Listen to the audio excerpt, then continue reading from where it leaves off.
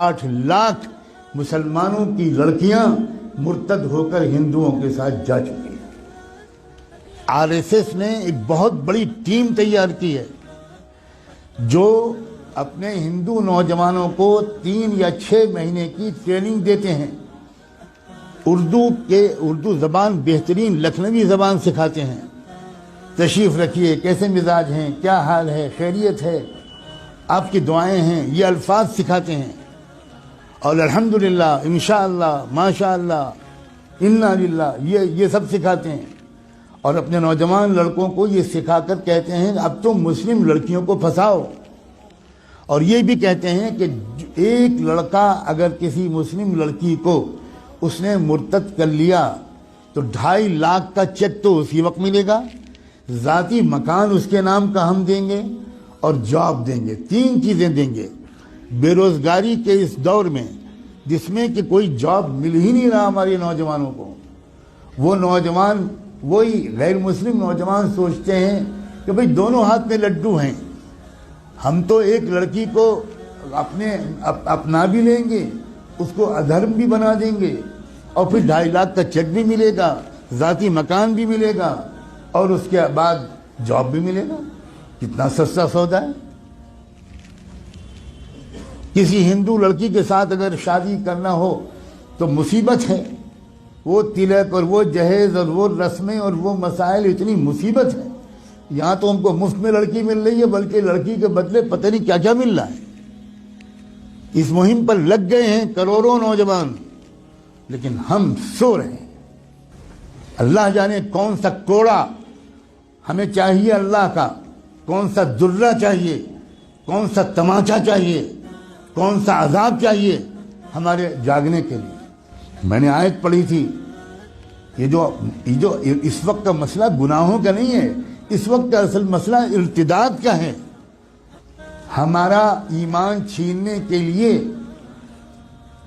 Billions of dollars کے fund allocate کیے گئے ہیں۔ ان پیسوں کا صرف ایک استعمال ہے، مسلمانوں کی جان اور مال لوٹنا، یہ بہت چھوٹا کام ہے۔ اب جو کام ہے وہ یہ کہ ایمان چھینو ان سے، ڈراؤ دھمکاؤ بھی، لالچ بھی دو۔ ڈرانا دھمکانا بھی اپنے پچھلے 1 ہفتے میں خوب سن لیا، اور لالچ دینے کی بات اگر نہ سنا ہو اور کانوں میں روئی ٹھوسی ہوئی ہو تو آج تو میں کم سے کم آپ کو بتا رہا ہوں، اب تو جاگ جاؤ۔ اپنے بچوں اور بچیوں کو کہاں پڑھوانا ہے اور کہاں نہیں پڑھوانا ابھی بھی سمجھ میں نہیں آئے گا۔ اکبر الہ آبادی جو الہ آباد ہائی کورٹ کے جج تھے، انہوں نے شعر کہا تھا، وہ کوئی مولانا نہیں تھے، وہ کوئی حاجی صاحب اور حافظ قرآن نہیں تھے، انگریزوں کے زمانے میں ہائی کورٹ کے جج تھے۔ انہوں نے یہ شعر کہا تھا، یوں قتل سے وہ بچوں کے بدنام نہ ہوتا، یوں قتل سے وہ بچوں کے بدنام نہ ہوتا، افسوس کہ فرعون کو کالج کی نہ سوچی۔ خالی وہ کالج بھیج دیتا، بس ختم، وہ تو قتل ہو ہی جاتے ہیں۔ اپنے ادارے قائم کرنا، اپنے اداروں میں اپنے بچوں اور بچیوں کو پڑھوانا اسلامی تہذیب کے ساتھ۔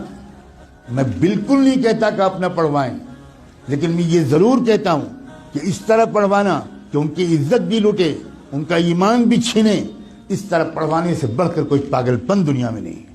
اس سے بہتر یہ ہے کہ میری بیٹی بالکل ان پڑھ رہے، جس کو لگتا ہو کہ یہ غلط جملہ ہے بھگتے گا انشاءاللہ۔ خدا جانے کب ہوش آئے گا، خدا جانے کب تک ہم جمعے کی نماز پڑھ کر اپنے کو اللہ کا ولی سمجھتے رہیں۔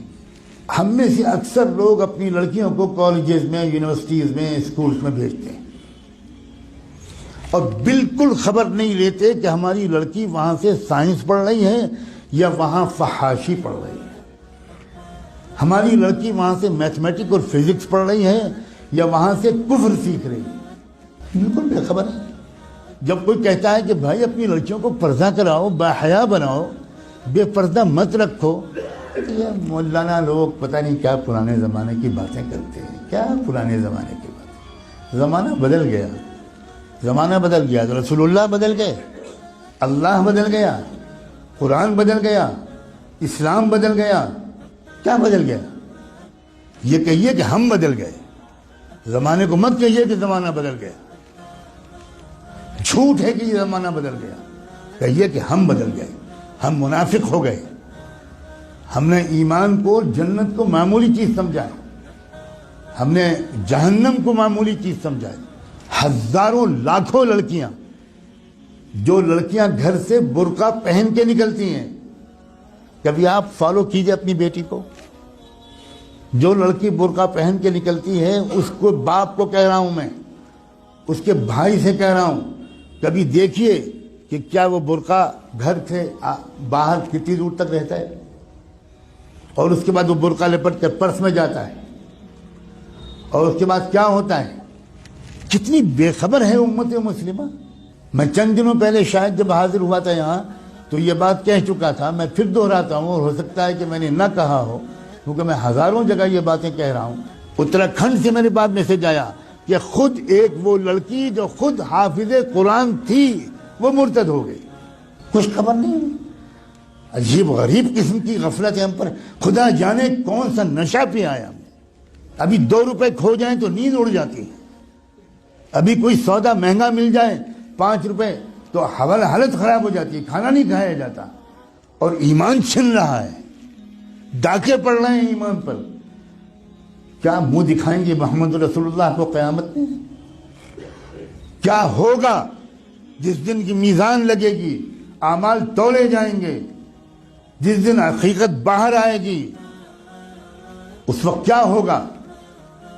پکڑو اس کو، جکڑ لو اس کو، اور زنجیروں میں جکڑ کر جہنم میں پھینک دو اس کو. اپنے اوپر ظلم کرنے والوں کو اللہ تعالیٰ کبھی ہدایت نہیں دے. اللہ تعالیٰ ہمیں ہوش کے ناخن لینے کی توفیق دے.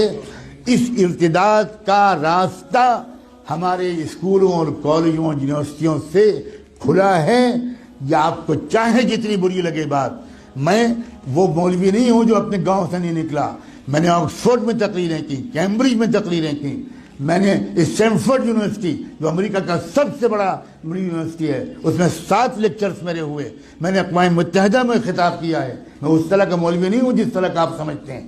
اور میں قسم کھا کے کہتا ہوں، اگر آپ نے اپنے بچیوں کی اور بچوں کی تعلیم اور تربیت صحیح اداروں میں نہ کی، اور ان کے ایمان کی فکر نہ کی، اور ان کی نگرانی نہ کی، تو آپ کے گھروں میں خدا جانے کیا کیا ہونے والا ہے.